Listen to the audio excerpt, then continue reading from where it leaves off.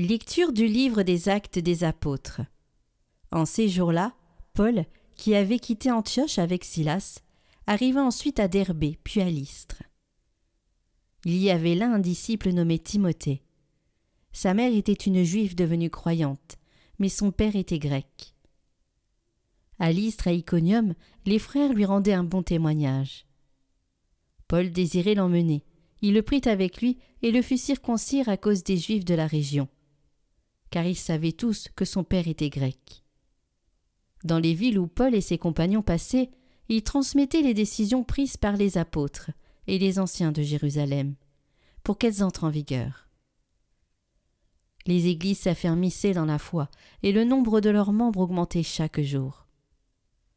Paul et ses compagnons traversèrent la Phrygie et le pays des Galates, car le Saint-Esprit les avait empêchés de dire la parole dans la province d'Asie.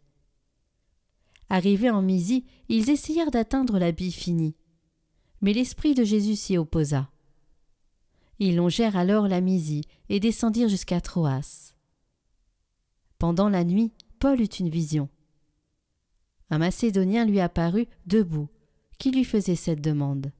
« Passe en Macédoine et viens à notre secours. » À la suite de cette vision de Paul, nous avons aussitôt cherché à partir pour la Macédoine, car nous en avons déduit que Dieu nous appelait à y porter la bonne nouvelle.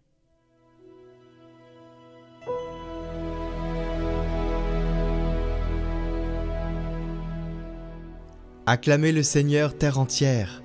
Acclamez le Seigneur, terre entière. Servez le Seigneur dans l'allégresse. Venez à lui avec des chants de joie. Reconnaissez que le Seigneur est Dieu. Il nous a fait et nous sommes à lui, nous, son peuple, son troupeau. Oui, le Seigneur est bon, éternel est son amour. Sa fidélité demeure d'âge en âge.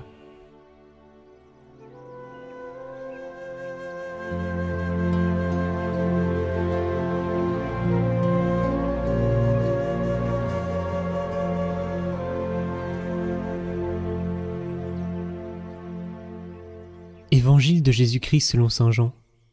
En ce temps-là, Jésus disait à ses disciples : « Si le monde a de la haine contre vous, sachez qu'il en a d'abord contre moi.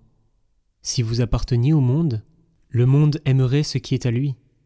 Mais vous n'appartenez pas au monde, puisque je vous ai choisi en vous prenant dans le monde. Voilà pourquoi le monde a de la haine contre vous.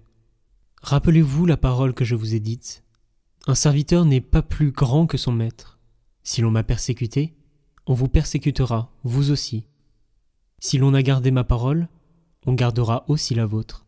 Les gens vous traiteront ainsi à cause de mon nom, parce qu'ils ne connaissent pas celui qui m'a envoyé. »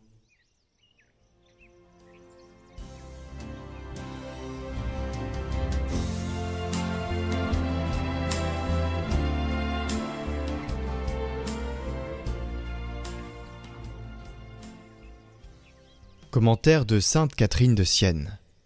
Réjouissez-vous dans les tribulations, car je suis avec vous. Sainte Catherine a entendu Dieu lui dire « N'allez pas regarder en arrière en tournant le dos à la charrue, par crainte des créatures ou des tribulations.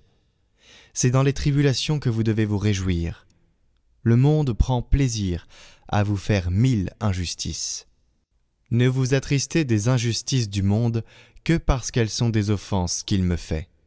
Car en m'offensant, elles vous offensent, et en vous offensant, elles m'offensent. Moi qui suis devenu une même chose avec vous. Tu le sais bien, je vous ai donné mon image et ressemblance, mais vous avez perdu la grâce par le péché. Pour vous rendre cette vie de la grâce, j'ai uni ma nature à vous, en la couvrant du voile de votre humanité. Ainsi, à vous, mon image, j'ai emprunté votre ressemblance en prenant la forme humaine. Je suis une seule chose avec vous, tant que l'âme ne se sépare pas de moi par le péché mortel. Car celui qui m'aime demeure en moi, et moi en lui. Mais celui-là sera persécuté par le monde. Parce que le monde n'est pas en conformité avec moi. C'est pour cela qu'il a poursuivi mon Fils unique jusqu'à la mort, ignominieuse de la croix. Ainsi fait-il à vous-même, il vous persécute et il vous persécutera jusqu'à la mort, parce qu'il ne m'aime pas. si le monde m'aimait, il vous aimerait aussi. Mais réjouissez-vous, car votre joie sera grande dans le ciel. En vérité, je te le dis, plus abondera la tribulation dans le corps mystique de l'Église, plus il abondera lui-même en douceur et en consolation. Réjouis-toi, donc, dans la douleur, avec mes autres serviteurs, puisque je vous ai promis, moi, la vérité éternelle, de vous donner la joie.